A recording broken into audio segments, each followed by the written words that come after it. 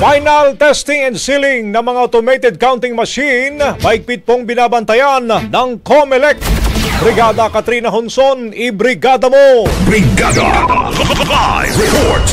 Tiniyak ng Commission on Elections ang mahigpit na pagpapatupad ng final testing and sealing ng mga automated counting machines sa buong bansa mula May 2 hanggang May 7, 2025. Ayon sa COMELEC, layunin ng FTS na masigurong gumagana ng tama ang mga makina at ligtas gamitin sa araw ng halalan.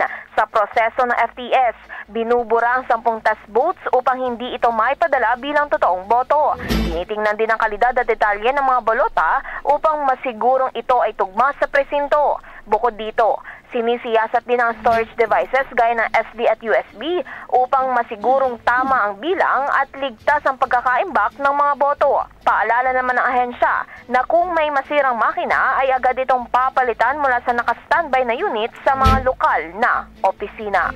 In the heart of changing lives, ako, si Brigada Katrina Honson ng 105.1 Brigada News FM Manila, The Music and News Authority. Bagong-bago, Brigada Balita Nationwide. Ang bahaging ito ay hatid sa atin ng Fast Relax. Tanggal ang sakit, ora mismo.